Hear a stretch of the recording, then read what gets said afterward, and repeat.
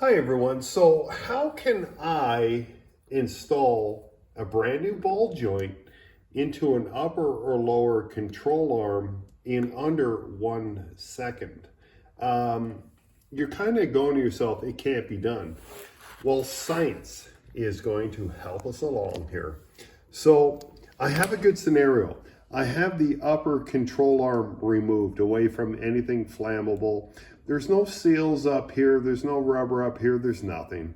So what do? I will take, and this was passed along to me from an old school mechanic, so take it all with a grain of salt. Like I say, everything works right up until it doesn't work. But a brand new ball joint, this is a used one. I haven't got my new one in yet, but this will have a rubber seal on it. It's filled with grease. I will now march this into the house and I will put it in the freezer and I will leave it there for about 4 hours, about as long as it takes to turn water into an ice cube.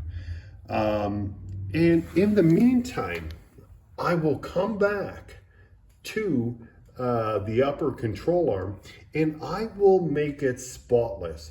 Wherever that ball joint touches, I want clean, spotless metal. Get your sandpaper out.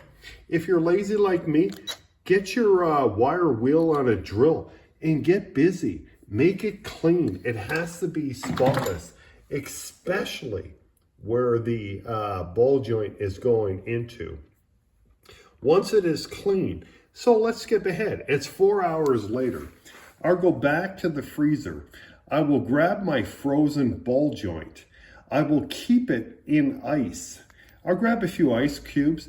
That's important because cold metal shrinks and I need to keep it shrunk. So seconds matter when you pull a ball joint out of the freezer. In that time, it will start to want to swell out again. So you have to keep it cold. Keep it on ice. I'll go back to the shop. I will grab my propane tank. Do I have oxyacetylene cutting torches? Well, you better believe I do, but you probably do not. It almost seems like everybody owns a household torch. These things are cheap. So for 3 minutes, I will now heat up the area where that ball joint needs to go. I do not need cherry red. I do not need glowing red. It just needs to be hot. And that's why I have this part removed, because I'm not wrecking nothing. I will then, with gloves on, reach for my ice cold ball joint and drop it into place in under 1 second.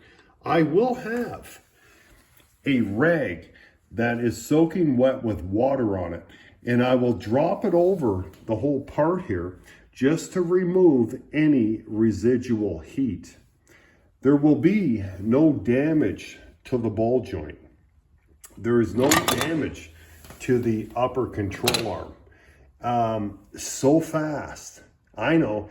You're saying, well, buddy, it took you 4 hours to do this. You call that fast?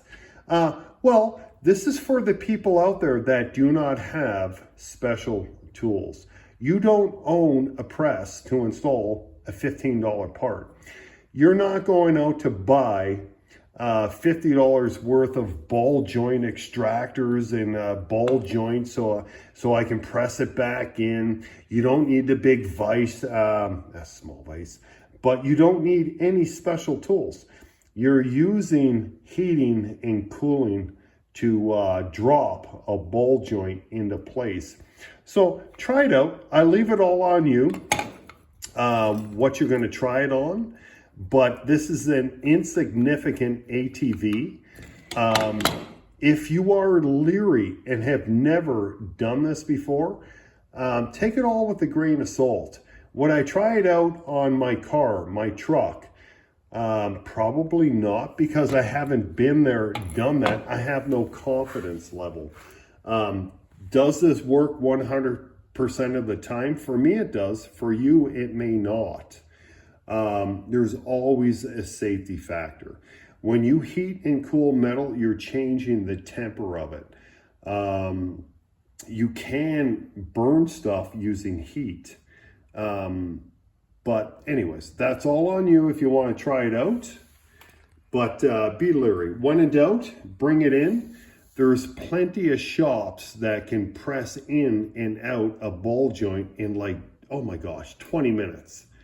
And they assume all the risk. They're fully insured. But this is just for someone that has some curiosity going on. So can I do it? Yes. But I'm using old school mechanic advice that I received many, many years ago.